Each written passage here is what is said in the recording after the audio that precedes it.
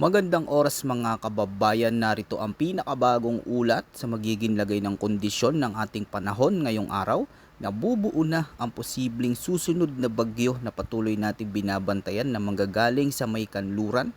Saan nga ba dadaan ito at ano ang mga lugar na makakaranas ng malalakas na pag-ulan?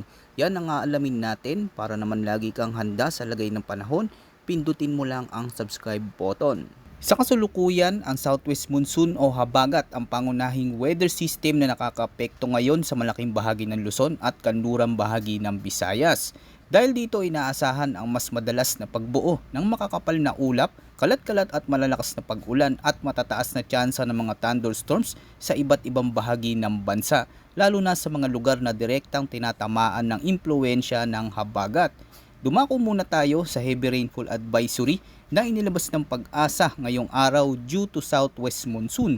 Ngayong araw inaasahan na makakaranas ng malalakas hanggang sa matinding pag-ulan na aabot sa 50 hanggang 100 mm ang Metro Manila, Zambales, Bataan, Pangasinan, gayon din sa Bulacan, Tarlac, Pampanga, Cavite, Batangas, Occidental Mindoro at sa may Palawan. Bukas June 4, araw ng Thursday, inaasang lilipat ang focus ng mga malalakas na pag-ulan sa mga lugar sa Zambales, Bataan, Tarlac, Pangasinan, La Union, Ilocos Sur at sa may Benguet, kung saan posible pa rin makaranas ng tuloy-tuloy na pag-ulan sa loob ng ilang oras. At pagsapit ng June 5, Friday, nananatili ang banta ng 50 hanggang 100 mm na pag-ulan sa Ilocos Norte, Ilocos Sur, La Union, Abra, Pangasinan, Benguet, Zambales at sa may Bataan. Sa puntong ito, mas mataas ang posibilidad ng pag-apaw ng mga ilog, pagbaha sa mga mababang lugar at pagguho ng lupa sa mga bulubunduking lugar na patuloy na nababasa ng ulan. Mahalaga rin tandaan na maaaring mas mataas pa sa forecast ang dami ng ulan ang posibleng bumagsak sa mga kabundukan at matataas na lugar dahil sa epekto ng terrain o topografiya.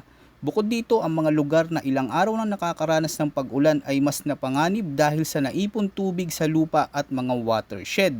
Ngayon, pag-usapan naman natin ang forecast weather condition sa Metro Manila, Pangasinan, Zambales, Bataan, Tarlac, Pampanga, gayon din sa may Bulacan, Cavite, Batangas, Occidental Mindoro at sa may Palawan. Inaasahan ng occasional rains o madalas na pag-ulan dahil sa umiiral na southwest monsoon o habagat.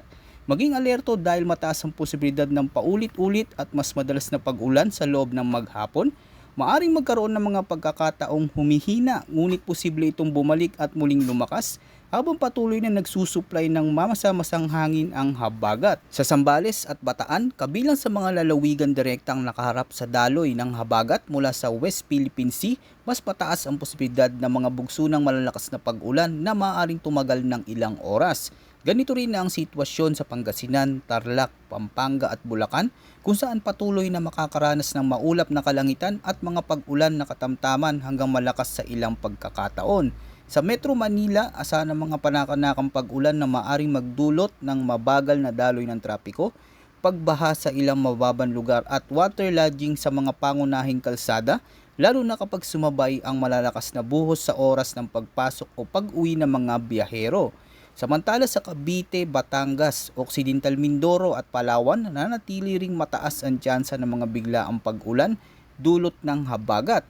Ilan sa mga lugar na ito ang makakaranas ng tuloy-tuloy na pag-ulan kaya mahalagang bantayan ang posibilidad ng pagbaha at pagguho ng lupa lalo na sa mga bulubundukin at mga lugar na malapit sa mga ilog at sapa.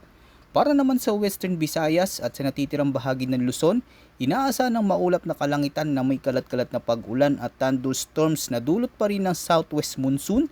Bagamat hindi kasing tuloy-tuloy ng occasional rains ang ganitong uri ng panahon, ay nagpapaiwatig ng aktibong kondisyon ng atmosfera. Maaring magkaroon ng mga malalakas na pag-ulan at pagkulog na susundan ng bahagyang paghina bago muling magkaroon ng panibagong thunderstorm sa mga susunod na oras.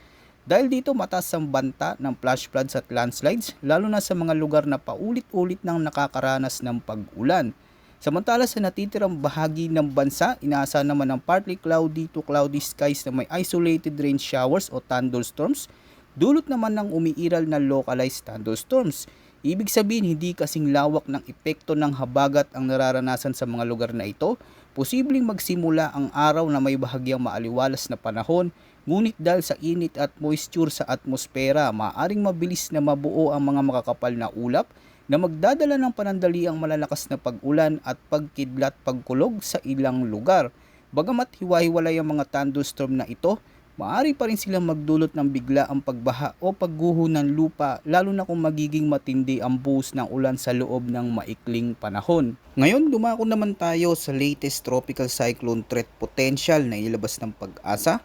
Para sa week 1 mula June 1 hanggang June 7, ipinapakita ng pinakabagong datos na si Tropical Cyclone Jangmi na tinawag natin bilang dating Bagyong Domeng ay ganap nang nakalabas ng Philippine Area of Responsibility at sa kasalukuyang kumikilos sa bahagi ng Southern Japan.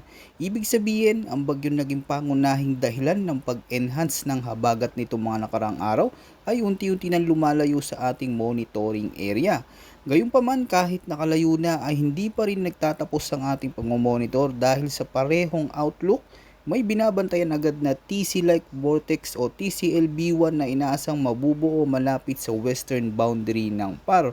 Sa kasulukuyang projection, sinasabi ng mga forecast na posibleng kumilos ito pahilagang kanluran patungo sa hilagang bahagi ng Luzon at Taiwan area na may low to moderate development ng pagiging ganap na tropical cyclone sa loob ng forecast period.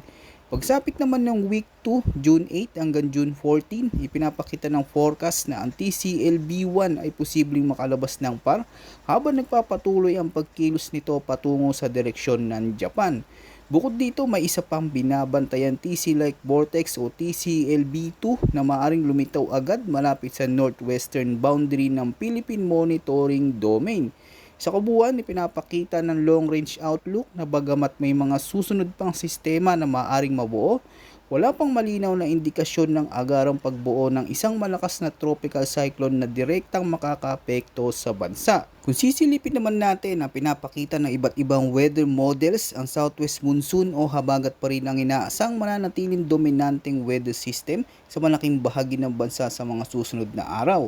Kasabay nito, may indikasyon ng isang posibleng bagyo o tropical disturbance na mabubuo sa kanlurang bahagi ng Philippine Sea. Sa kasulukuyang projections, hindi pa ito inaasang agad lalakas habang malapit sa bansa. Sa ngayon, mas nakikita ng maraming model guidance na dadaan ito sa may extreme northern Luzon bago kumilos patungo sa Taiwan area at tuluyang magpatuloy pahilagang silangan. At ito ang isa sa pinakamalagang punto dapat bantayan sa kasulukuyang long-range outlook. Kahit hindi direktang tumama sa kalupaan ng bansa ang sentro ng sistema, maaari pa rin itong magdala ng maulang panahon. Kapag nangyari ito, maaaring magsilbi itong mekanismo upang mas mapalakas ang habagat at posibleng humatak ang sistema ng mas maraming moisture mula sa karagatan at magdala ng mas aktibong monsoon flow patungo sa kanluran at hilagang bahagi ng Pilipinas. Dahil dito, kahit malayo ang sentro ng bagyo, maaari pa rin makaranas ang ilang bahagi ng Luzon ng mas madalas na pag-ulan, mas malalakas na bugso ng hangin at mas maalong karagatan. Gayunpaman, mahalagang tandaan na habang dumarami ang mga bagong datos at weather observations sa mga susunod na araw, maaari pa rin magkaroon ng pabago-bago sa lakas, galaw at posibilidad ng pag-develop ng mga sistemang ito.